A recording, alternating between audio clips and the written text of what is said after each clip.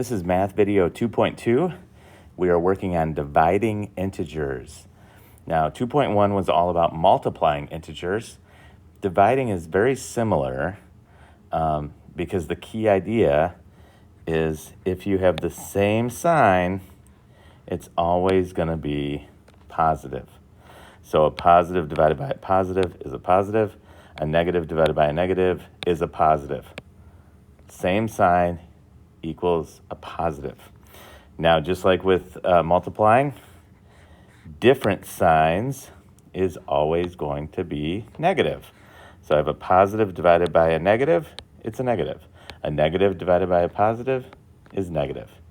Same, positive, different, negative. All right, let's do a little practice here. You can see they have negative 18 divided by negative 6, and because it's the same sign, all I have to do is 18 divided by 6, which is 3, and because it's the same sign, it will be positive, and I get 3. All right, now let's try number 1. 14 divided by 2. It's a positive divided by a positive, so it's going to be positive, and we know that 14 divided by 2 is 7. 2. A negative 32 divided by a negative 4. It's a negative divided by a negative, which is the same divided by the same sign. So I know it's going to be positive. And 32 divided by 4 is 8. Now, 3. It's a negative divided by a negative, so same sign. It's going to be positive. 40 divided by 8 is 5. Now let's do a few practice with ones that have different signs. So if we have a positive divided by a negative, then it's going to be a negative. If we have a negative divided by a positive, then we know it's going to be a negative. So when it's different, it's always negative. All right, let's do number 4. 0 divided by 6, 0 divided by anything is always 0, which is neither positive nor negative. Okay. Number 5, I have a negative 49, and it's in a fraction form, but that just means divided by. So negative 49 divided by a positive 7, they're different signs. I know that it's 7, and because they're different signs, it's going to be negative. And then 6, I have a 21 divided by negative 3. Positive divided by negative, it's going to be negative. 21 divided by 3 is 7. All right. Now we can evaluate some expressions. In this first example, x is 8, y is negative 4. So if this is my expression, I change the x to be 8. And it's 2 times the y, which is negative 4. So then the top is 8, the bottom is negative 8, because the 2 times the negative 4 is a negative 8. Then I know I have different signs here, so it's going to be a negative, and 8 divided by 8 is 1. Now this one, I could put x is 8, so I put the 8 in for x, negative 8 squared plus 12 divided by the y, which is negative 4. Okay, now I'm only squaring the 8. So it's 8 times 8 is 64, which is a negative 64. Bring down my plus 12 and my divided by negative 4. Now I do the division. 12 divided by negative 4 equals a negative 3. Bring down my negative 64.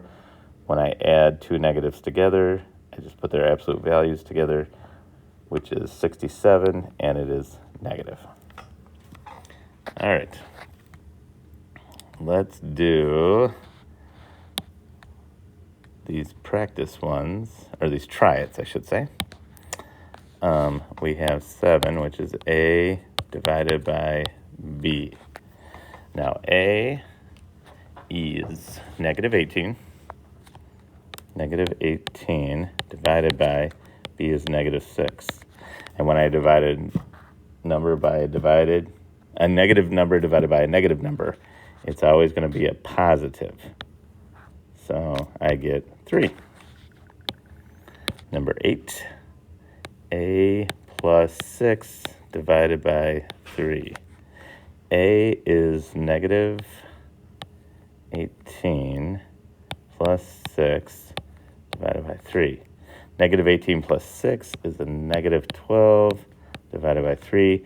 They're different signs, so it's going to be negative, and I get negative, not 3, negative 4. Okay, now number 9, we have b squared. We're squaring all of b divided by a plus 4. So I'm going to put b in there as negative 6, square all of that, divided by a, which is negative 18, and then I'm going to add 4. So negative 6 squared is negative 6 times negative 6, same sign. So that's going to be 36 divided by negative 18 plus 4. Now 36 divided by 18 is 2, and because they're opposite signs, it's a negative 2 plus 4. And when I add negative 2 to a positive 4, I get 2 as the answer. Here's a little self-assessment. So you can pause the video, do these, and then come back and see how you did. Number 10 is just a kind of you could have written something, but just thinking about this, 2 integers whose quotient is positive. Quotient is the answer to a division problem. And so to be positive, you have to have the same sign. So if it's positive, you're gonna be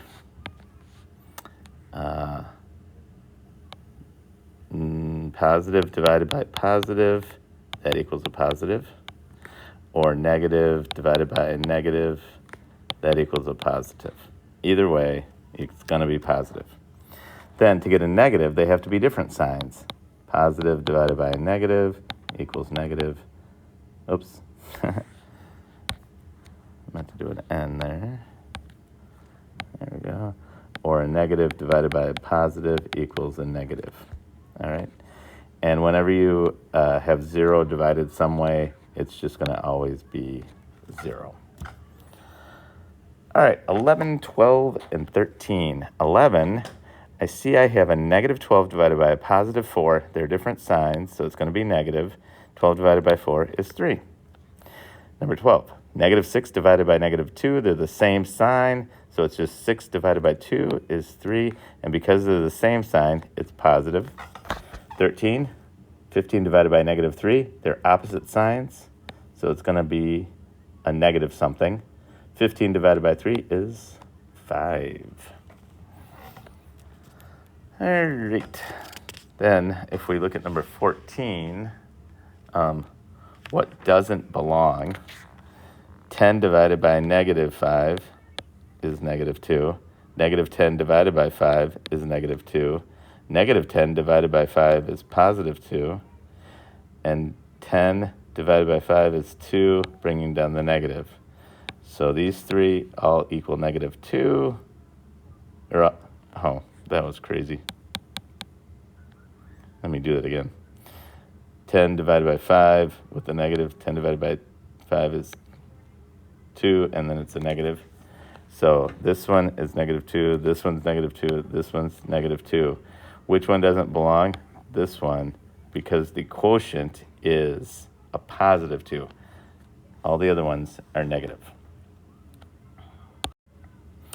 Here's a word problem that we will do. Measure the height of the tide using the support beams of a pier, which is what is the mean hourly change in the height? So the way I'm going to find it is I got to get the final height minus the initial height, divide that by the elapsed time.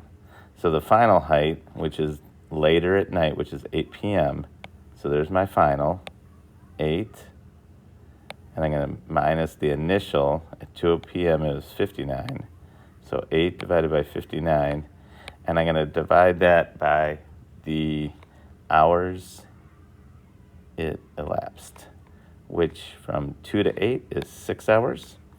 So 8 minus 59 is a negative 51 divided by 6. And when I do that, a divided by a positive, or a negative divided by a positive is always going to be negative. 6 goes into 51 8 times.